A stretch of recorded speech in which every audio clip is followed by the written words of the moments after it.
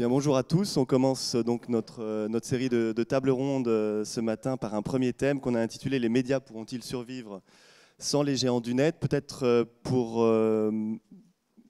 fixer les choses et un peu marquer les esprits, je voudrais commencer peut-être par quelques chiffres de médiamétrie pour vous montrer en fait la consommation de médias par les Français et l'évolution en fait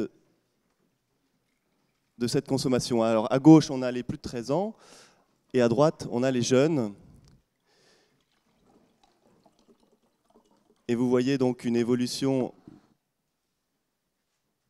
de plus en plus rapide de cette consommation, les jeunes ayant plus de contacts médias dans une journée que l'ensemble de la population.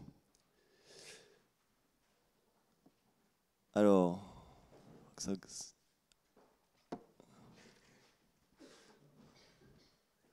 voilà, ici on a une décomposition en type de contenu. Donc vous voyez en haut les contenus télé, en dessous les contenus internet, radio, mobile et tablette, les journaux. Ensuite, alors le jaune, je me souviens plus ce que c'est. Il y a les jeux, il y a le téléphone en bas. Et vous voyez donc que les jeunes consomment davantage de manière... Je suis désolé parce que les slides se déroulent sans que je touche à rien.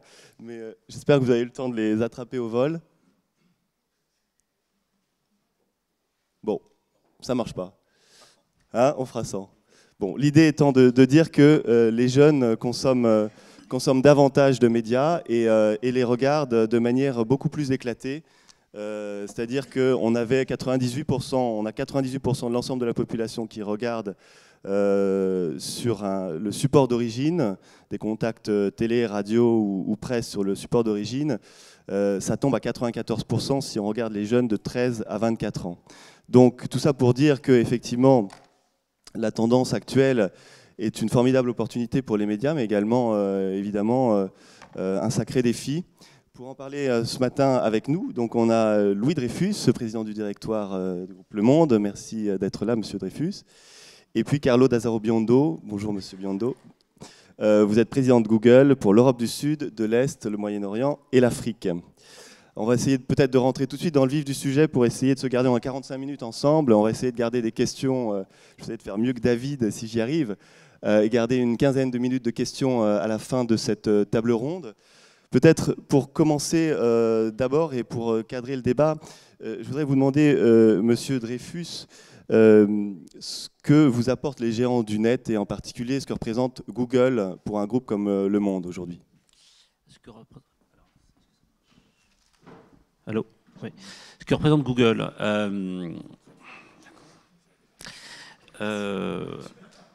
Alors, non, parce qu'il y a une conception qui veut dans certains médias et que doit partager Carlo, c'est que Carlo soit une forme de Père Noël pour chacun d'entre nous dans les médias. Moi ? Ouais. Voilà, c'est-à-dire que quelque chose. Google. Et donc toi. Moi, je considère que c'est un peu plus nuancé que ça, mais que ce qu'il faut garder en tête, pour nous tous médias traditionnels, c'est que l'explosion d'Internet est en grande partie due à la réussite des moteurs de recherche et que pour nous, ça nous apporte au moins 3 dimensions qui sont des dimensions remarquables. C'est de nouvelles audiences, c'est-à-dire un basculement vers les nouvelles générations.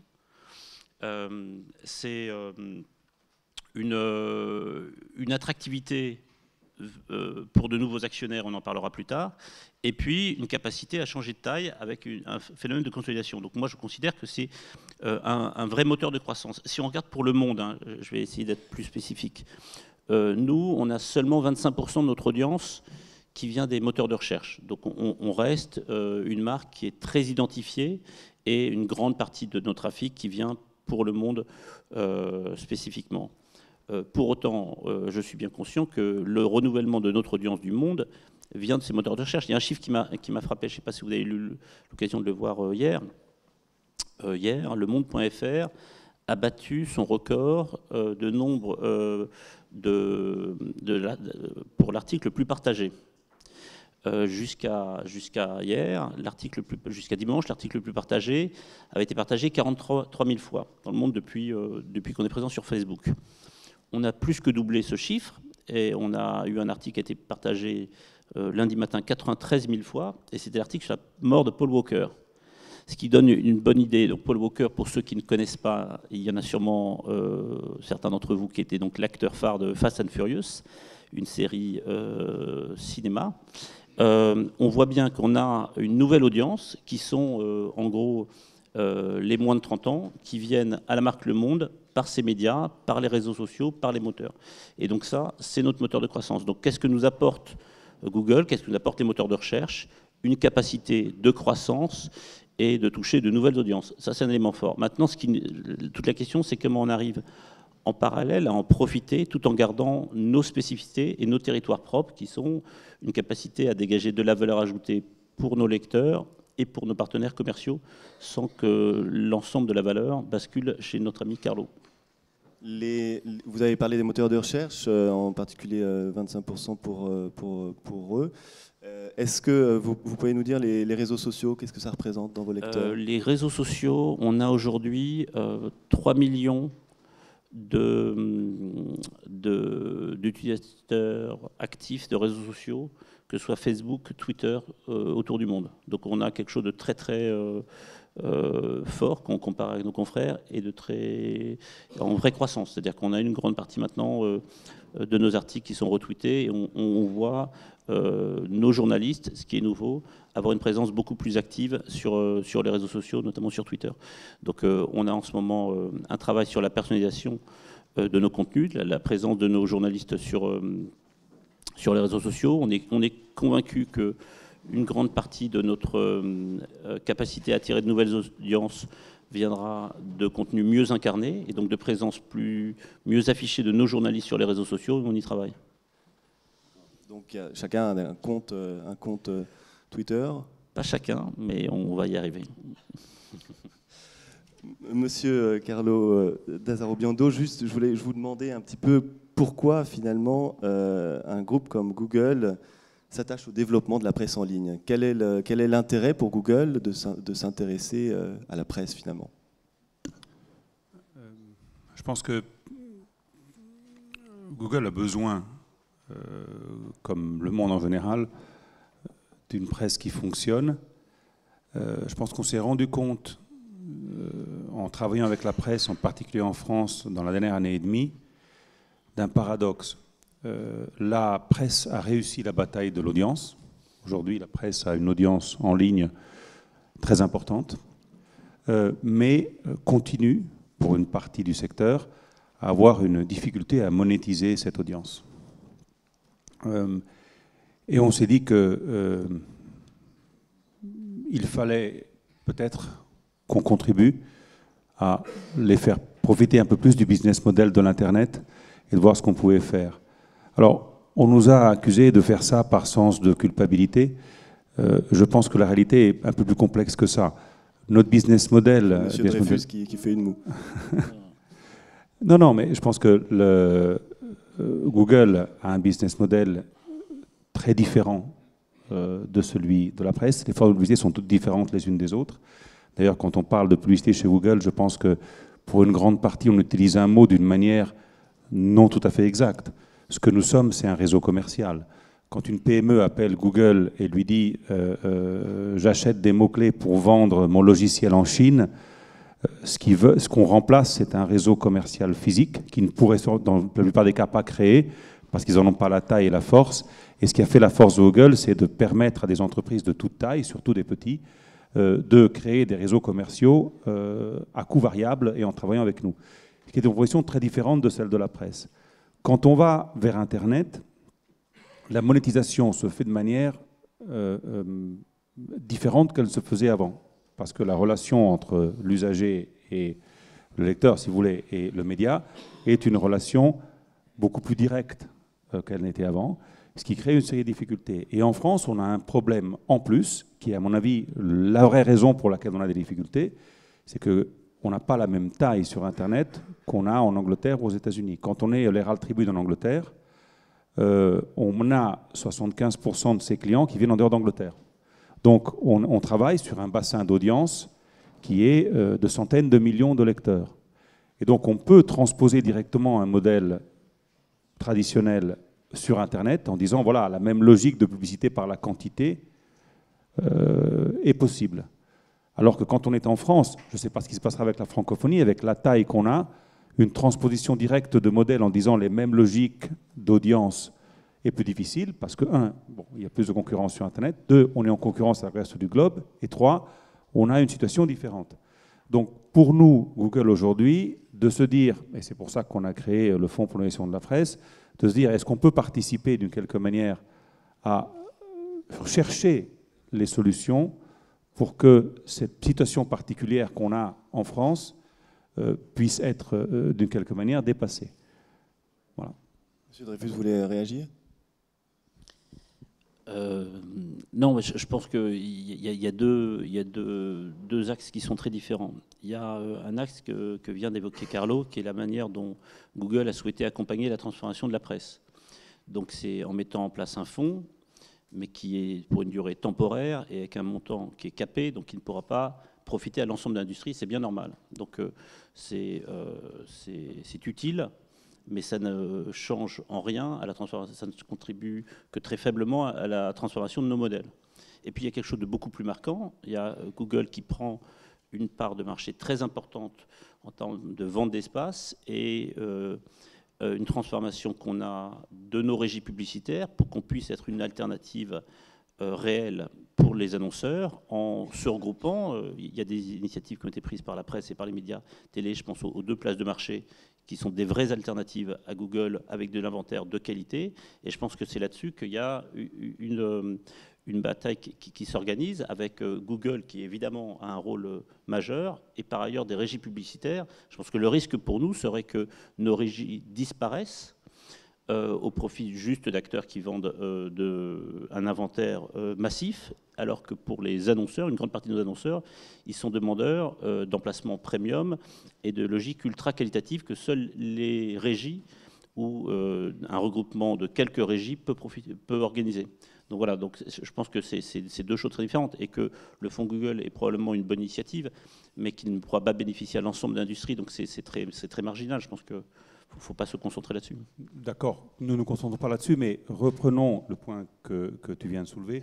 Je pense qu'il y a une transformation du monde de la régie, se fera qu'on le veuille ou non, parce que la manière de vendre de la publicité deviendra beaucoup plus dépendante de technologie.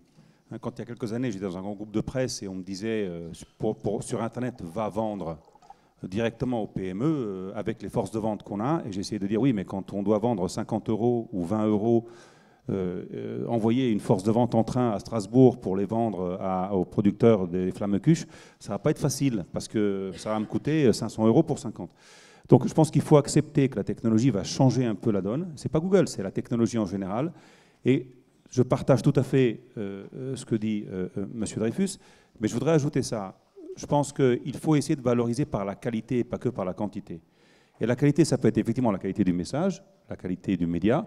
C'est vrai quand on a une grande marque. Quand on n'a pas une grande marque, ça va être quelquefois plus difficile. Ça peut être le contexte. Je suis dans un contexte, je parle de ma marque dans un contexte qui lui est propre, mais ça peut être aussi la valorisation des données. Et de dire, voilà, parce que je sais que c'est Carlo qui arrive sur ce site, je peux le savoir parce que je sais qui c'est à travers des réseaux sociaux ou nominativement, mais aussi statistiquement, je sais les intérêts de la personne sans la connaître, par ce qu'elle a fait sur Internet. Je vais pouvoir lui proposer quelque chose qui a du sens. Du vin si c'est moi, ou quelque chose d'autre si c'est quelqu'un d'autre.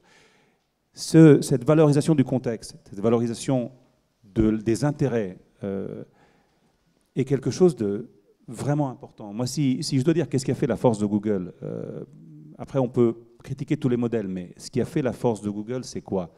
C'est que quand je suis devant le moteur de recherche et j'ai cherché hôtel à Paris, et que je vois arriver, à part les recherches naturelles, qui est quand même 80% des résultats, mais je vois arriver en haut à droite une publicité pour un hôtel à Paris, ben, j'ai manifesté un intérêt pour un hôtel à Paris.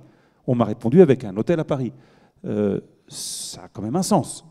J'ai normalement une prédisposition positive vers voir un hôtel à Paris quand je cherchais un hôtel à Paris. Même chose, je pense qu'il faudrait appliquer aujourd'hui dans les logiques de vente de publicité. Et je pense que la difficulté qu'il y a en ce moment dans nos dialogues, c'est que il faut trouver le moyen de respecter la sécurité des gens et la vie privée sans enlever aux médias, qu'on appellera traditionnels, la possibilité d'utiliser, d'avoir ces données, de disposer de technologies pour qu'ils fassent monter la valeur unitaire de la pub sur Internet. Car la taille du bassin français par rapport au bassin anglais, car les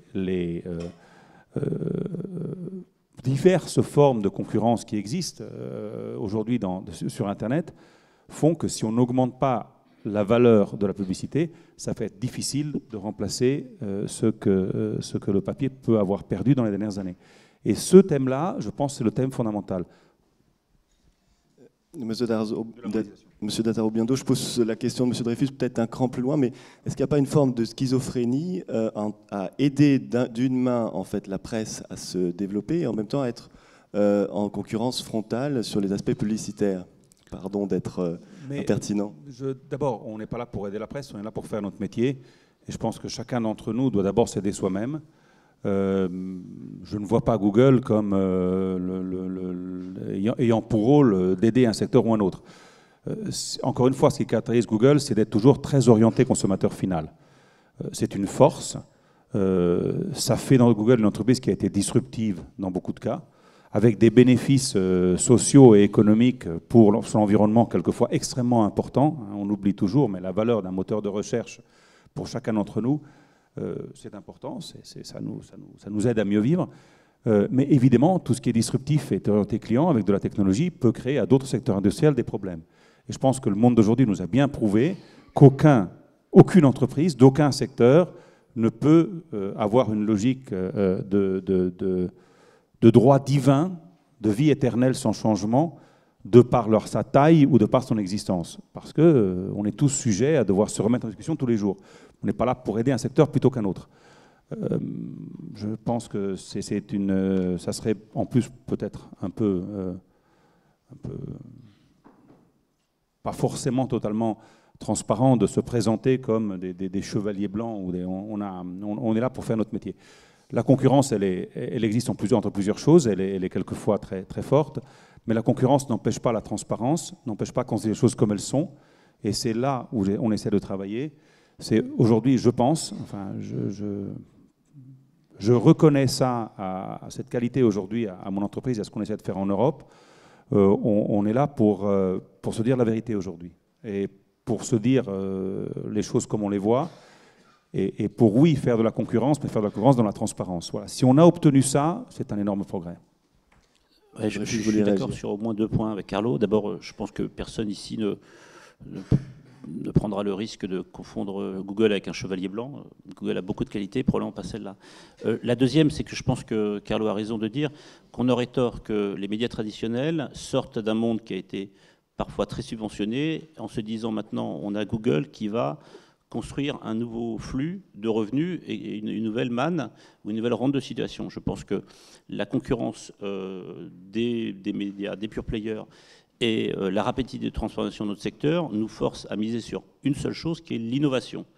On peut avoir des accords, on peut avoir des relations commerciales avec Google, c'est notre cas en l'occurrence avec Le Monde, et on travaille bien avec Google, mais notre développement, notre transformation, elle doit venir au départ des médias, des équipes et de leur modèle économique. Et après, on peut construire des alliances. Et donc je pense que ce que moi je retiens de l'accélération d'Internet, c'est cette logique d'innovation qui fait qu'on sort d'un monde qui était très statique, très aidé parfois, et qu'il faut que maintenant on trouve des solutions nous-mêmes. Et une grande partie de ces solutions viendront de nos capacités à investir et à investir vite, qui sont les deux choses auquel Carlo est habitué dans le monde Internet et qu'il est en train de nous amener. Donc ça, c'est une vraie logique qui est plutôt vertueuse, à mon avis, pour notre secteur.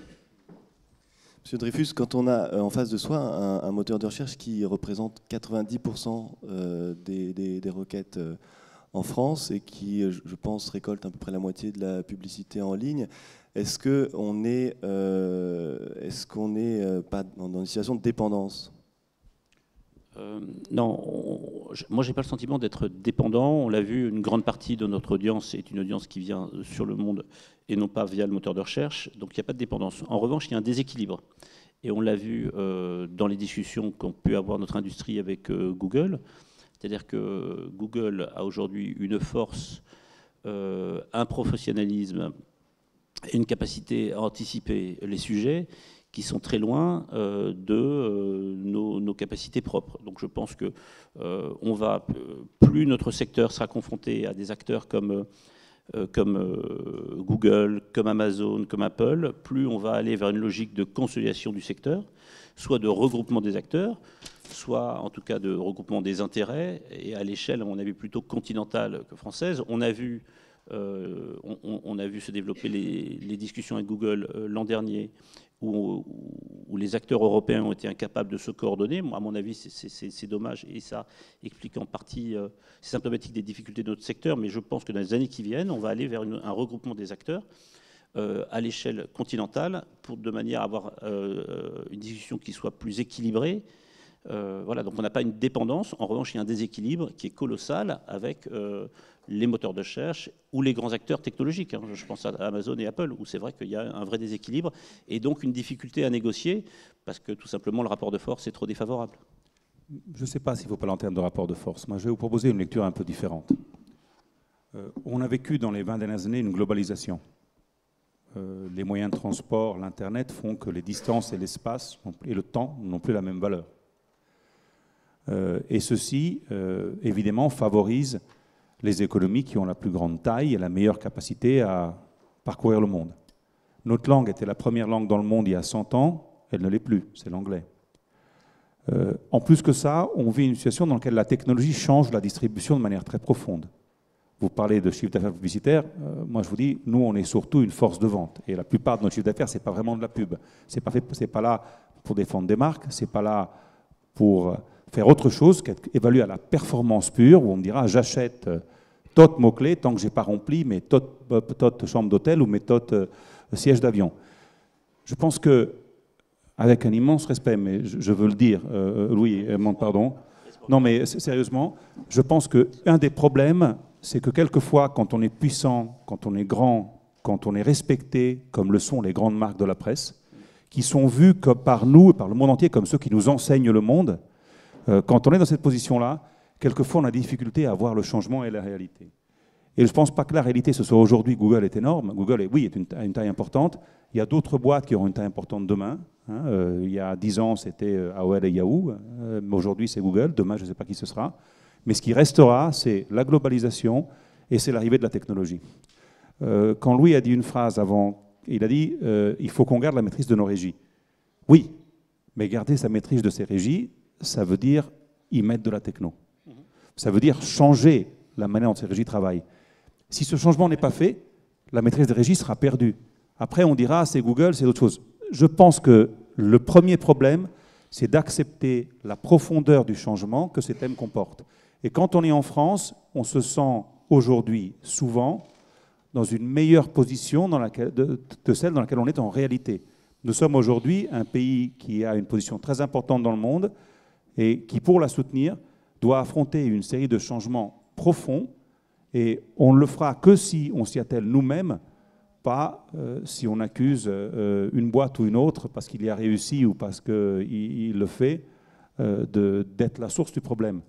Les lecteurs changent. Vous, monsieur, vous ne lisez pas comme vous lisiez il y a 10 ans. J'en suis convaincu. Moi, je ne lis pas de la même manière. Personne dans cette pièce ne lit vite de la même manière. Pourquoi on l'accepte par rapport à soi-même et pas pour notre boîte ?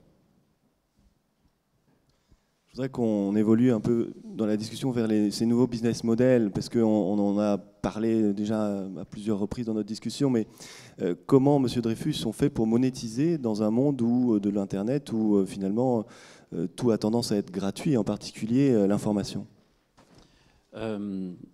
Alors, d'abord, je pense qu'on a deux questions. La première, c'est de manière plus générale, si on essaie de se projeter, comment je vais installer la marque Le Monde auprès des nouvelles générations.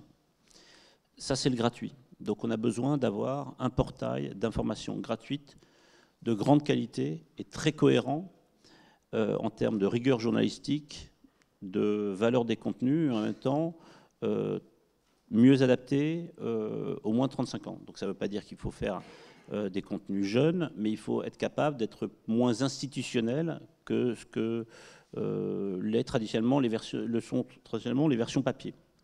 Donc, la première chose, c'est moi, je construis un groupe dans la durée, donc j'ai besoin de m'assurer que les moins de 20 ans qui ne liront pas forcément un journal papier dans un horizon court, en tout cas rentrent vite en contact, soient exposés à la marque Le Monde et prennent l'habitude d'y venir. Et là, il y a un vrai modèle économique, on le voit, nous on a encore une croissance cette année de nos revenus publicitaires sur Internet qui doit être légèrement supérieure à 10%. Donc en dépit de ce que disait Maurice Lévy justement sur un tassement du marché, on continue à être en croissance.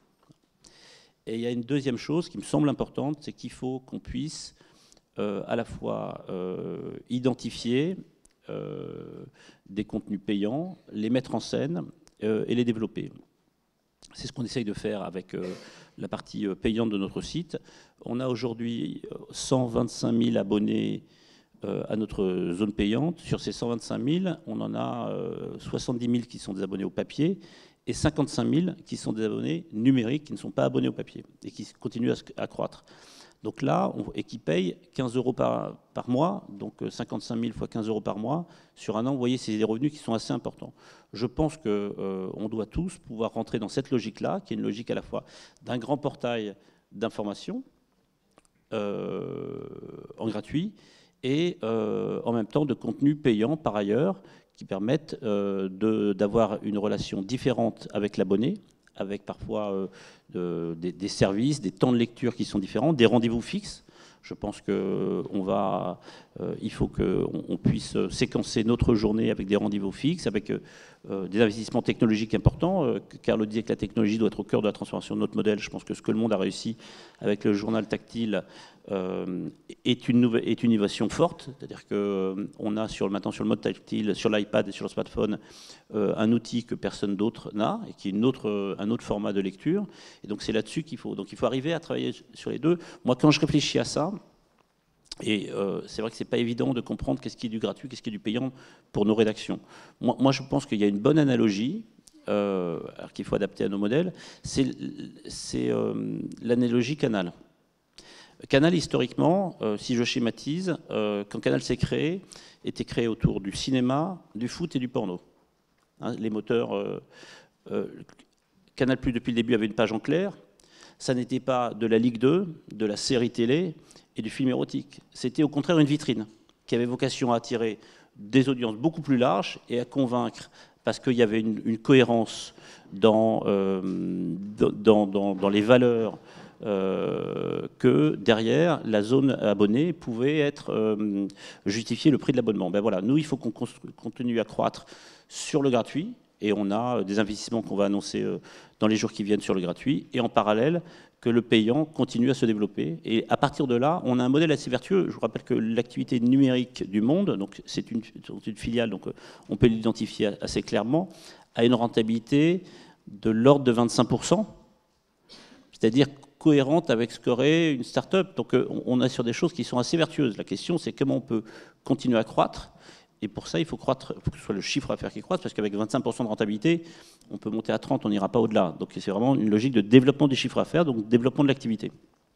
On voit des groupes de presse comme Springer ou Bertelsmann ou encore Mondadori qui développent des logiques de service à côté éventuellement un coût d'acquisition en réfléchissant autour d'une communauté de lecteurs qu'ils essayent ensuite de monétiser en proposant des services annexes qui n'ont donc rien à voir avec la presse, hein, on est bien d'accord. Est-ce que vous croyez à cette logique? Est-ce que vous pensez qu'il faut s'y engager?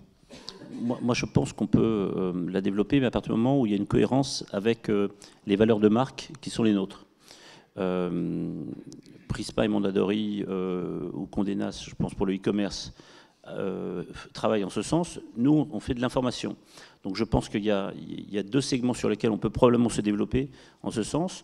Il y a dans le domaine culturel, quand je prends Télérama, on peut probablement développer des services là-dessus, il faut qu'on y travaille.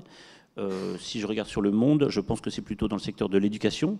Le Monde, depuis le début, est ultra prescripteur auprès des enseignants, auprès des parents, auprès des étudiants. On peut aussi aller là-dessus.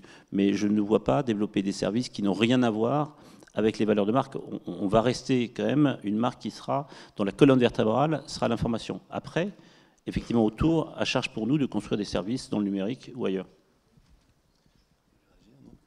Moi, je veux réagir sur deux sujets avant la monétisation.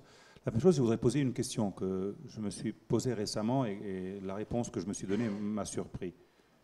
Quand je venais en Alsace et j'étais jeune, on avait mon grand-père, ma grand-mère, mon père, enfin toute la famille, on lisait 2 ou 3 journaux. Il y avait 2 ou 3, il y avait le journal local et puis 2 journaux nationaux et peut-être 1 ou 2 magazines. 30 ans après, chacun d'entre nous est confronté à une quantité beaucoup plus importante. Aujourd'hui, on lit, la plupart des gens, quand ils lisent peut-être pas tous les jours le même, mais ils ont à leur disposition une quantité de journaux et de magazines extrêmement importante. Beaucoup plus importante en quantité que ce qu'on avait il y a 20 ans. Et quand on voit les jeunes, c'est encore plus vrai pour eux. Donc encore une fois, pardon, le problème n'est pas que l'Internet. Et moi, ça fait des années qu'on parle de l'évolution de la presse en disant Internet, Internet, Internet. Je me demande si quelquefois, on n'est pas en train de se tromper de cible et qu'il ne faudrait pas qu'on regarde un peu plus quelles sont les évolutions de lecture que les gens font, les évolutions des intérêts. Juste une remarque, mais je pense qu'elle est réelle et qu'on pourrait faire des analyses là-dessus pour en avoir la preuve et que je ne pense pas que j'ai dit quelque chose d'inexact. Après, la monétisation, tout à fait d'accord avec M. Dreyfus sur le fait que chaque marque a son DNA et son territoire. Toutefois, le DNA d'une marque, ça change. Pour moi, le monde, peut-être que j'ai tort, mais c'est aussi la culture. C'est le reflet de la société et sur la culture, il y a peut-être des choses en plus qui sont monétisables et qu'on pourrait faire. Et ensuite, qu'est-ce qu'on paye ? Quand j'achète une marque de presse, moi je paye le fait qu'on me mette justement un certain contexte et un certain niveau d'information d'une manière que je valorise. Quand le matin je lis les Échos, à la fin de ma lecture, je me dis bon, je devrais savoir ce qui s'est passé aujourd'hui dans le monde. Normalement, je devrais le connaître. Normalement. Ou du moins, c'est ce que j'espère de faire. Ou quand je lis Le Monde, je me dis je devrais mieux comprendre la société dans laquelle je vis. Non, mais c'est justement, chacun a une position un peu différente. Non, mais c'est ça que j'achète. J'achète le fait que quelqu'un ait fait l'effort de me donner ce dont j'ai besoin pour faire ma journée. Quand je suis devant un téléphone portable, est-ce que j'achète la même chose ? À mon avis, pas tout à fait. J'achète l'immédiateté. J'achète le fait qu'on me dise, voilà, cette nouvelle vient d'arriver, c'est important de la savoir. Quand je voyage ou je me déplace, c'est encore autre chose. Et quand je suis... donc je pense qu'autour de tout ça, il y a énormément de business models qui peuvent être créés, quelquefois dans le payant, quelquefois dans le publicitaire, encore une fois en essayant de comprendre au mieux le client final.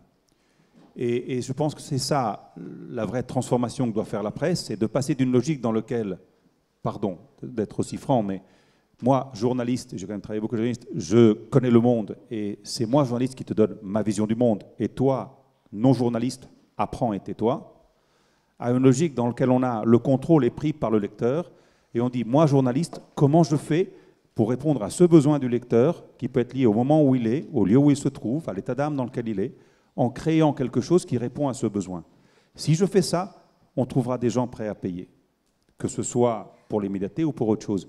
Mais c'est une transformation de modèle, parce qu'on a élevé très logiquement les journalistes comme une élite intellectuelle habituée à être eux-mêmes dans le contrôle de la relation client. Et c'est pour ça que c'est plus difficile pour la presse que pour d'autres, parce que le contrôle de la relation client, aujourd'hui, personne ne l'a plus. On est tous obligés. Nous, chez Google, ce n'est pas un secret, mais on passe nos journées à essayer de comprendre ce que font les gens, pour leur répondre. On passe notre journée, notre maladie, c'est comprendre ce que font les gens. Pas ce que fait Google, on s'en fout de ce qu'on fait. Ce qui nous intéresse, c'est ce que font les gens. Ce changement de mentalité que l'Internet porte doit arriver dans ce secteur pour qu'on puisse comprendre comment monétiser. Il y a plein de possibilités de monétisation, quelquefois petites, mais très significatives. Je vais vous en citer quelques-unes. La valeur du contexte, la valeur du ciblage, la valeur de l'interactivité, la valeur de la mobilité, la valeur des marques, la valeur des associations de marques. Tout ça, chaque fois qu'une de ces choses se passe, la valeur publicitaire se modifie et ça peut arriver jusqu'à 10 fois la valeur de la publicité non valorisée par ces moyens. Je pense que là, il y a beaucoup à creuser et qu'il faudrait qu'on continue à le creuser et qu'on voit comment est-ce que ça peut arriver à chaque marque de presse. Je pense qu'on est loin, la presse ne finira jamais, c'est un besoin social fondamental, mais que si on veut que les moyens vers la presse augmentent, il faut passer par ces voies. Monsieur Dreyfus, juste pour continuer sur cette voie, est-ce que sur ces points-là, où est-ce que la presse a déjà fait du chemin? C'est-à-dire en termes d'adaptation, si on adopte une vision un peu darwiniste, sur quel point elle a déjà commencé à évoluer et sur lesquels, en revanche, elle est en retard ou elle a du mal? Sur la question de l'offre qu'évoquait Carlo au départ, en disant finalement il y a un problème de lectorat, mais regardez d'abord votre offre, peut-être qu'en améliorant votre offre, vous garderiez plus de lecteurs, je schématise. Je pense que d'abord la presse s'est largement adaptée. On était sur une logique qui était une logique quinquennale. En gros, les journaux, les magazines, tous les 5 ans faisaient de nouvelles formules. On est aujourd'hui sur une logique beaucoup plus rythmée. À preuve, le développement ou la création de nouveaux produits au cours des 12 derniers mois. Presse papier. Hein. Donc je pense que tout le monde s'accorde aujourd'hui à dire qu'une partie, du problème de la presse, c'est une question d'offre. Parce qu'en enrichissant l'offre, en améliorant l'offre, on pouvait inverser des tendances naturelles. Nous, on l'a vu avec le magazine et notre offre week-end. Très concrètement, on a gagné 30 000 abonnés en 2 ans, on a multiplié par 5 les revenus, on a une croissance de vente en cœur ce jour-là. Donc on sait qu'en travaillant sur les contenus, en enrichissant les contenus, en investissant dessus, en modifiant l'offre, on peut inverser les courbes. Et je pense que ce qu'on a fait, d'autres le font. Nous, on reste toujours sur une logique, tous les 3 mois, présenter une innovation éditoriale pour que ce soit dans une logique d'amélioration ou d'innovation très régulière. Donc ça, je pense que la presse innove là-dessus. Que sur la maîtrise des données, la presse investit. Chacun, on est en train d'investir là-dessus pour essayer d'offrir des solutions complémentaires à nos partenaires annonceurs et pour pouvoir cibler de manière plus efficace. Donc on travaille là-dessus. Après, je crois que là où on reste en retard, de manière plus large, c'est effectivement sur la place du client.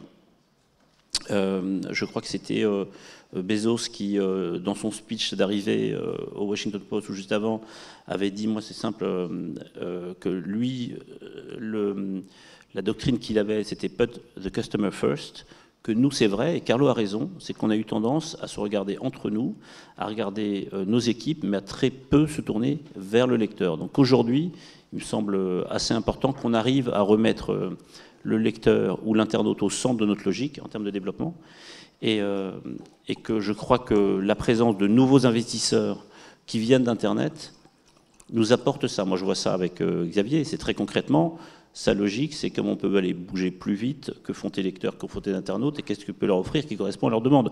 Donc ça, on est en train de se transformer, et là, l'industrie est probablement en retard. Mais on y vient, et je pense qu'on n'a pas le choix, compte tenu du rythme de transformation, on va tous y venir très rapidement.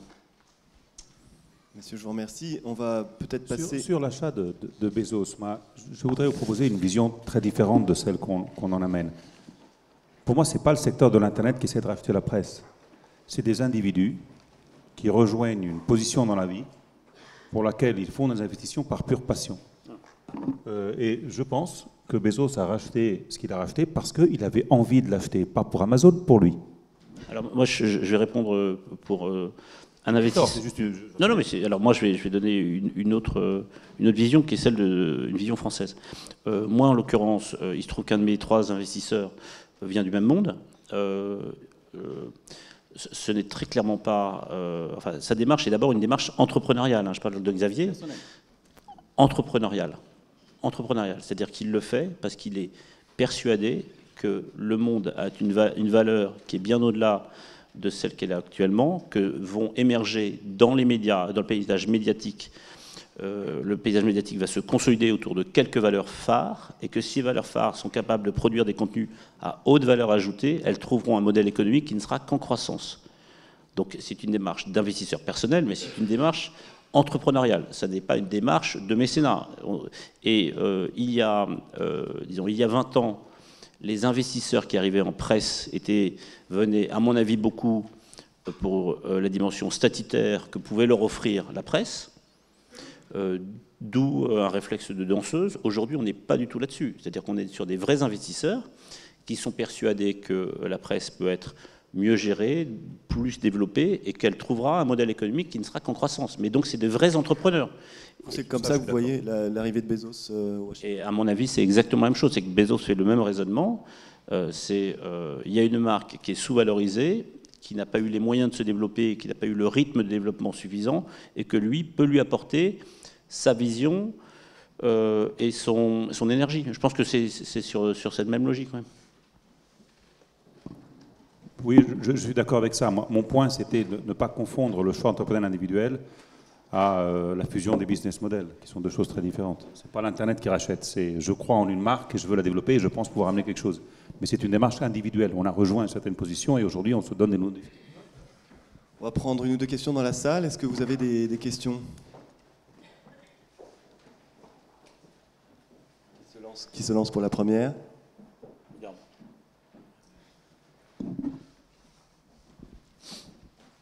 J'avais peut-être une question encore, Monsieur Dreyfus, sur la façon dont vous voyez la consommation de la presse. Je ne sais pas s'il faut dire, comme Bezos, dans 20 ans, il n'y aura plus de presse papier. Est-ce que vous pensez que c'est le cas? Non, je ne pense pas. Je pense que d'abord, il va avoir mécaniquement une concentration du marché auprès de quelques acteurs. C'est-à-dire qu'on a une offre de titres qui est très importante en France, et que l'évolution des coûts de distribution, des coûts de fabrication et l'effondrement du marché publicitaire va forcer à la disparition de certains acteurs. Je le regrette, je pense qu'une partie de la réussite de la presse en France, c'est sa diversité, mais je ne vois pas comment, dans la durée, à 5 ans, on pourra garder le même marché. Donc on va avoir une concentration auprès de quelques acteurs. Ces acteurs seront ceux qui ont été capables de gagner en valeur dans les contenus et en transformation. Donc on aura une presse papier qui va continuer à exister. Nous on le voit très concrètement quand on voit les évolutions d'OJD, les uns et les autres des grands acteurs de presse, on sera avec des OJD qui seront entre +1 et -2. Donc quand on parle d'effondrement du papier, ce n'est pas réel quand on regarde les diffusions papier. Qu'on a un portefeuille abonné pour le papier qui est en croissance au monde, qu'on a une édition du week-end qui gagne beaucoup de lecteurs. Bon. Donc il n'y a pas de fatalité. En revanche, il y aura une concentration. Donc il va garder quelques acteurs forts sur du papier et qui auront des logiques qui seront des logiques mieux équilibrées entre leur activité papier, leur activité numérique et, à mon avis, un troisième levier, à preuve cette conférence ici, qui seront des logiques plus servicielles, où il faut que nos marques, je pense aux Échos, Figaro, au Monde, soient capables d'offrir une expérience utilisateur au lecteur, à l'internaute, qui ne soit pas seulement dans le registre de la production d'informations. Donc il faut qu'on apprenne à faire autre chose aussi pour qu'on ait un business model qui soit plus équilibré. Mais je pense que nos marques, les marques fortes dans le paysage médiatique français, à partir du moment où on a une démarche d'investissement qui soit plus importante et un actionnariat qui soit solide et dans une démarche entrepreneuriale, vont être amenés à se développer vers les nouveaux médias. Donc moi je suis optimiste. Ah voilà, des questions. J'ai réveillé Ça y est. On va essayer de faire vite là-bas au fond. Merci d'être concis, s'il vous plaît, dans votre question. Bonjour, Jean-Michel Demarquis pour Satellinet. J'ai une question pour Carlo. Vous parlez souvent de transparence, j'espère que vous allez l'être. On a vu Regiops, la régie du groupe Nouvelops, qui a quitté l'adexchange Audience Square en juillet pour essayer de développer l'adexchange de Google quelques semaines, quelques mois maximum, avant de repartir sur Audience Square. Pour quelles raisons? Quelles sont vos explications et votre commentaire? Mais la raison, elle est très simple. Chaque régie a toute une série de contraintes techniques et de contraintes qu'on appelle nos policies, nos règles de fonctionnement, qui régissent la manière dont on travaille. Ces règles de fonctionnement sont très différentes d'une régie à l'autre. Et le Nouvelops s'est dit que ce n'était pas bien pour le Nouvelops de suivre les contraintes de règles et de fonctionnement que notre régie impose. Ça veut dire que... Allô? C'est un choix de business tout à fait respectable. Donc, chacun a ses propres règles de fonctionnement et vit avec. On voit Lou Dreyfus qui a un petit sourire à côté. Non, moi, je fais comme Maurice Lévy, je parle que de mon secteur et pas du reste. Mais, donc Carlo, ça signifie que Groupe Nouvel Ops ne connaissait pas les conditions de Google avant d'entrer sur l'AdExchange, si on veut. Non, c'est pas ça. C'est, je pense que il y a que encore une fois, chaque régie a ses règles et que c'est qu'en se rendant compte des implications qu'elles ont sur la manière de gérer son business qu'on se peut se dire j'ai pas envie d'aller dans cette direction. Effectivement, ils ne connaissaient pas dans les détails ce que tout ça comportait ou pouvait comporter pour eux. Nous sommes une entreprise globale, nous vivons selon des règles qui sont des règles globales qui, quelquefois, peuvent ne pas plaire à certains. Et c'est une liberté absolue qu'il faut laisser à chacun. C'est pour ça que c'est beau qu'il y ait de la concurrence et de la pluralité, parce que chacun a une différente vision du business, et je n'ai pas dit qu'il y en a une qui est meilleure que l'autre, mais elles sont différentes et on ne peut pas toujours accepter les contraintes que ça comporte. Je crois qu'on va rester sur cette note d'optimisme. Merci beaucoup à vous et désolé pour les questions que je n'ai pas pu prendre. Je vais repasser la parole à David pour la prochaine table ronde sur les stratégies à Taïwan. Merci. Merci.